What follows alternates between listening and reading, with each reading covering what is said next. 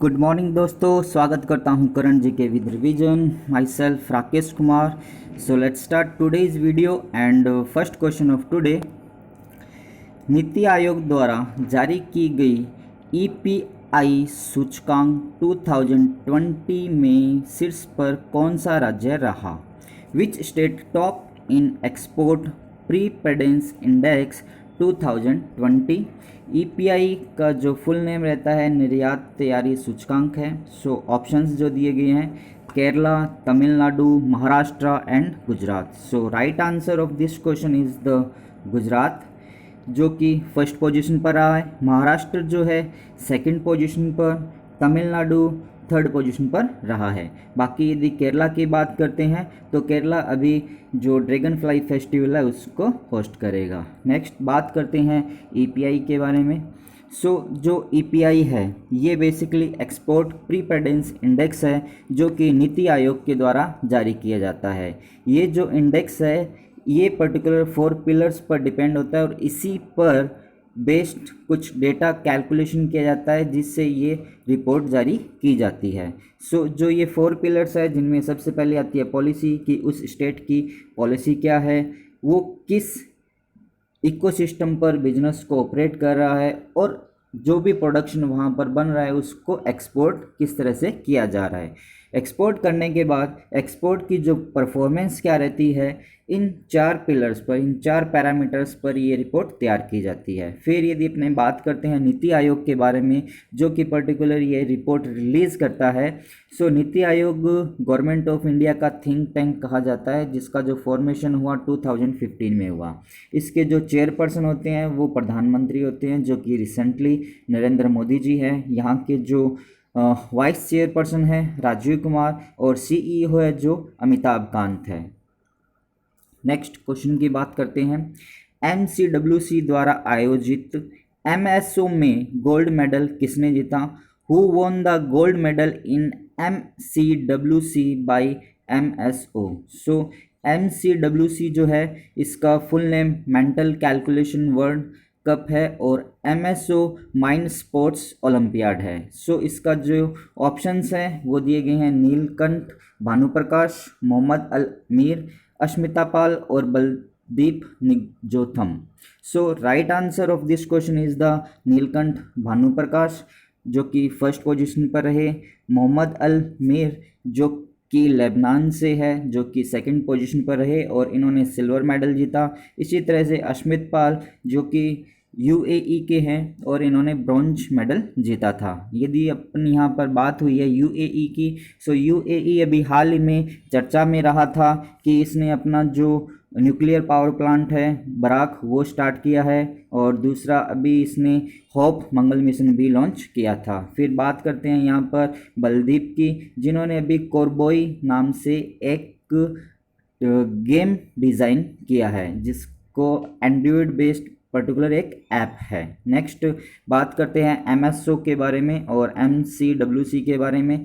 MSO basically जिसका जो full name है माइंड स्पोर्ट्स ओलंपियाड है, ये पर्टिकुलर एक मल्टी डिसिप्लिन कंपटीशन है इंटरनेशनल का। ये फेस्टिवल ऑफ गेम कहा जाता है, जिसके अंदर मेंटल स्किल और माइंड स्पोर्ट्स से रिलेटेड कुछ गेम्स होते हैं। फिर यदि बात करते हैं एमसीडब्ल्यूसी की, इसका जो वर्ल्ड कप होने वाला था 2020 के अंदर, लेकिन कोविड-19 की वजह से इसको कैंसिल कर दिया गया और अभी जो नेक्स्ट एमसीडब्ल्यूसी होगा वो दुनिया के सबसे बड़े लार्जेस्ट कंप्यूटर म्यूजियम के अंदर होगा, जो कि हेनरीज निक्सडोर्फ म्यूजियम पैडरबोर्न जर्मनी के अंदर प्रेजेंट है। और ये जो नेक्स्ट वर्ल्ड कप होगा वो पैडरबोर्न जर्मनी के अंदर ही होगा। अब यदि अपने बात करते हैं नीलकंठ भानुप्रकाश की, Neelkanth Bhanuprakash 20 year old boy है, जो कि दिल्ली यूनिवर्सिटी के स्टेफन कॉलेज में स्टडी करता है। ये 4 वर्ल्ड रिकॉर्ड इनके नाम है और 50 लिम्का रिकॉर्ड्स भी इनके नाम पर दर्ज है। इनको दुनिया का सबसे फास्टेस्ट ह्यूमन कैलकुलेटर भी कहा जाता है। यहाँ से एक क्वेश्चन बनने के चांस है कि दुनिया का सबसे फास्टेस्ट ह्यूमन कैलकुलेटर किसको कहा जाता है या फिर उसका नाम क्या है। ध्यान रखिएगा, उसका नाम नीलकंठ भानुप्रकाश है, जो कि तेलंगाना के रहने वाले हैं। फिर इसी से रिलेटेड यदि पुरानी बात करते हैं तो नीलकंठ भानुप्रकाश ने अभी शकुंतला देवी, जिसे कि ह्यूमन कंप्यूटर ऑफ इंडिया कहा जाता था, इनका रिकॉर्ड भी तोड़ा है। ये बेसिकली कैलकुलेशन जो होती है मैथ्स के अंदर उनके लिए जानी जाती थी। नेक्स्ट बात करते हैं यहाँ पर तेलंगाना स्टेट के बारे में। यहाँ पर इंडिया के मैप को शो किया गया है और इंडिया के मैप में ये वाला जो पोर्शन आपको दिखाई दे रहा है तेलंगाना है। तेलंगाना के साथ इंडिया के डिफरेंट स्टेट्स की बाउंड्री टच होती है, जिसके अंदर फर्स्ट आता है छत्तीसगढ़, महाराष्ट्र, कर्नाटका, आंध्र प्रदेश। ये 4 स्टेट्स हैं जिनकी बाउंड्री तेलंगाना के साथ टच होती है। बाकी यदि अपने बात करते हैं तेलंगाना स्टेट के बारे में, यहाँ की जो कैपिटल है वो हैदराबाद, चीफ मिनिस्टर के चंद्रशेखर राव है, गवर्नर यहाँ की तमिलिसई सुंदरराजन है। फॉर्मेशन जो हुआ 2 जून 2014 को हुआ। यहाँ का गेम कबड्डी, एनिमल चीतल है। हाईएस्ट पीक जो है डोलीगुता है। यहाँ के national park Kasu Brahmananda Reddy, Mahavir Harina Vanasthali and Mrugavani national park यहाँ पर फेमस है। फिर यदि बात करते हैं यहाँ पर विधानसभा की 119 सीट्स, विधान परिषद की 40, लोकसभा की 17 और राज्यसभा की 7 सीट्स प्रेजेंट हैं। विधान परिषद की यदि अपने बात करते हैं तो इंडिया के 6 स्टेट्स हैं जहाँ पर विधान परिषद मौजूद है, जैसे कि यूपी हुआ, बिहार हुआ और कर्नाटका, महाराष्ट्र, आंध्र प्रदेश एंड तेलंगाना। ये 6 स्टेट्स है जहाँ पर विधान परिषद मौजूद है। नेक्स्ट बात करते हैं करंट न्यूज ऑफ तेलंगाना। यहाँ का बाथुकम्मा फ्लोर फेस्टिवल काफ़ी फेमस है और आर्टिफिशियल इंटेलिजेंस 2020 को इन्होंने स्टेट डिक्लेयर किया है। दुनिया का या फिर इंडिया का जो डेटा रिकवरी सेंटर है कृषि मेघ, वो भी यहीं पर नरेंद्र सिंह तोमर जी के द्वारा हाल ही में लॉन्च किया गया। यहाँ पर एक हरिताहारम प्रोग्राम भी चलाया जाता है और तेलंगाना का जो फर्स्ट फूड पार्क है उसका इनॉग्रेशन भी निजामात डिस्ट्रिक्ट में किया गया। नेक्स्ट क्वेश्चन की बात करते हैं, किस राज्य ने GI टैग कश्मीर केसर के व्यापार को बढ़ाने के लिए ई नीलामी पोर्टल लॉन्च किया है? Which state launch e auction portal to enhance trending of GI tag Kashmir saffron? Options are Assam, Manipur, Uttarakhand and Jammu Kashmir. Right answer of this question is the Jammu and Kashmir. बाकी के जो ऑप्शंस हैं उनकी बात करते हैं। जैसे कि असम की बात करें तो असम में अभी कल ही अपनों बात की थी कि जैसे इंडिया का जो सबसे बड़ा रोपवे है वो असम के ब्रह्मपुत्र रिवर पर सिचुएटेड किया गया है। मणिपुर का जो अभी लड़का था, जिस 13 ईयर ओल्ड बॉय जो कि 9th क्लास में पढ़ता है, जिसका नाम बलदीप निंगथौजम है, उन्होंने एक कोरोबोई नाम से गेम डेवलप किया है। और उत्तराखंड ने अभी हर्बल म्यूजियम ओपन किया है। हर्बल रोड की यदि बात होगी तो उत्तर प्रदेश सरकार इसका लॉन्च करेगी। यहाँ पर जो बात की जा रही है कश्मीरी सैफरन, कश्मीरी केसर की बात की जा रही है। कश्मीरी जो सैफरन है इसको बढ़ावा देने के लिए, इसको एक्सपोर्ट करने के लिए वहाँ की जो गवर्नमेंट है, Kashmir India international Kashmir saffron trading centre है, IIKSTSC नाम से, जिसने कि NSIT के साथ कोलैबोरेशन किया है और एक पोर्टल डिज़ाइन किया है जिसका नाम सैफरन eauctionindia.com दिया गया है।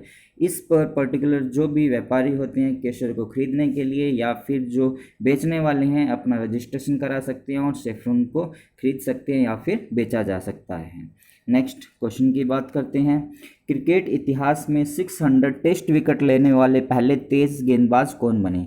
Who is the first seam bowler to reach 600 test wickets? Options are Shane Warne, Stuart Broad, James Anderson and Muthiah Muralitharan. जो राइट आंसर है इस क्वेश्चन का जेम्स एंडरसन होगा, जो कि एक फास्ट बॉलर है इंग्लैंड के।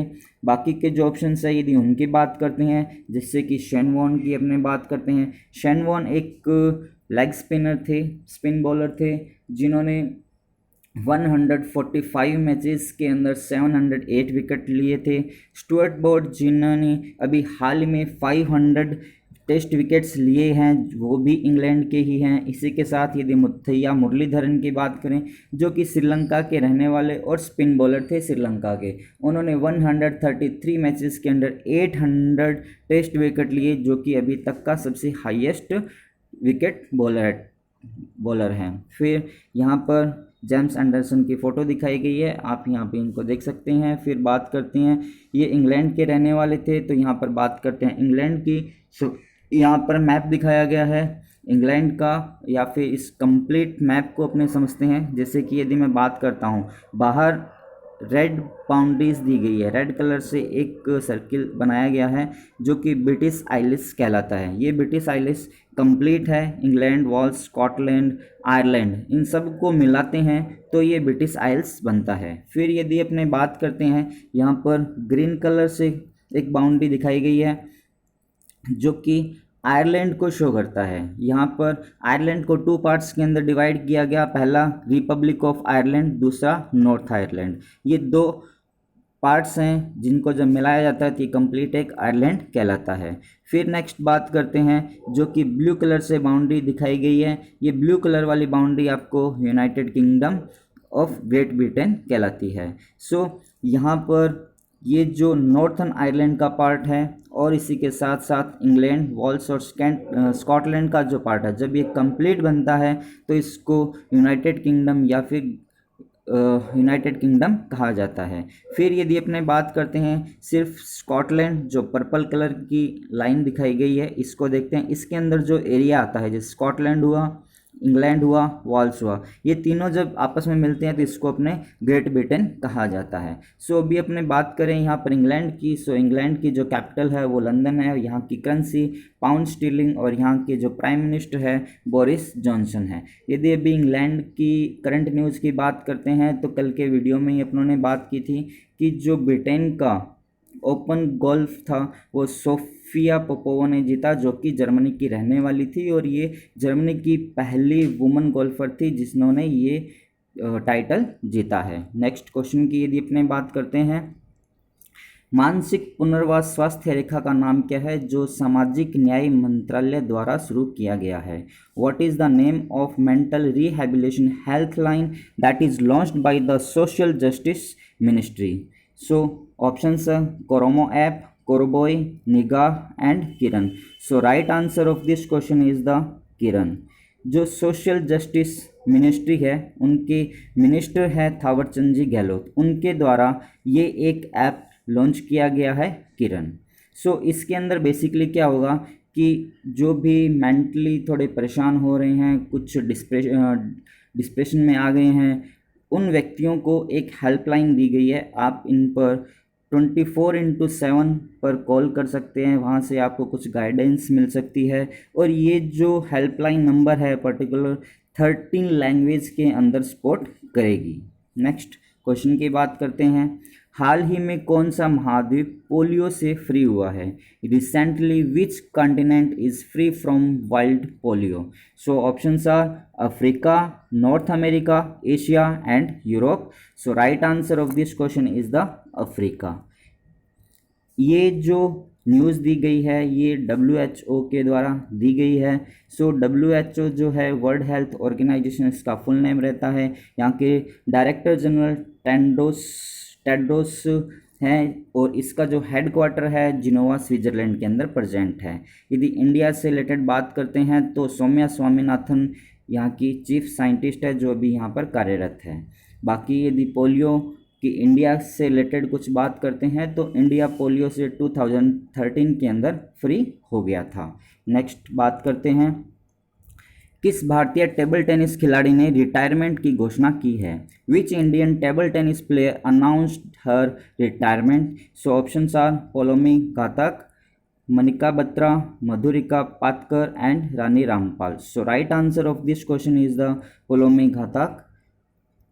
बाकी के जो ऑप्शंस हैं यदि उनकी बात करते हैं, मनिका बत्रा जिनको भी हाल ही में खेल रत्न के लिए नामित किया गया है, मधुरिका पाटकर जो कि टेबल टेनिस प्लेयर है, इनको अर्जुन अवार्ड के लिए नामित किया गया है, और रानी रामपाल को भी खेल रत्न अवार्ड के लिए नामित किया गया है। यदि अपने पोलोमी घातक की बात करते हैं तो इन्होंने 2006 के कॉमनवेल्थ गेम के अंदर ब्रॉन्ज मेडल जीता था, 2010 के अंदर इन्होंने सिल्वर मेडल जीता था, और इनको 2009 के अंदर अर्जुन अवार्ड से भी सम्मानित किया जा चुका है। ये 37 old year table tennis player है जो अभी इन्होंने खुद का रिटायरमेंट अनाउंस किया है। सो ये था आज का वीडियो। बात करते हैं कल के क्वेश्चन की। भारत के सबसे लंबे नदी रोपवे किस राज्य में स्थित है? In which state of India longest river ropeway is situated? So right answer of this question is the Assam. बाकी बात करते हैं आज के क्वेश्चन की। बलदीप निंगोथम्स द्वारा विकसित खेल का नाम क्या है? What is the name of the game that is developed by Baldeep Ningthoujam? So इस क्वेश्चन का आंसर आप लोग मुझे कमेंट्स में देंगे। ये था आज का वीडियो। सो यदि आप लोगों को वीडियो पसंद आया हो तो इसे लाइक कीजिएगा एंड शेयर कीजिएगा। जो भी पर्सन इस वीडियो को फर्स्ट टाइम देख रहे हैं, इस चैनल को फर्स्ट टाइम देख रहे हैं, करंट जीके विद रिवीजन, सो इस चैनल को आप सब्सक्राइब कीजिए और पास में जो बेल आइकन दिया है उसको भी प्रेस कीजिए। जैसे ही आप इस आइकन को प्रेस करेंगे तो मेरे द्वारा दिए गई हर इन्फॉर्मेशन का नोटिफिकेशन आपको मिलता रहेगा। So thanks for watching. Thank you so much.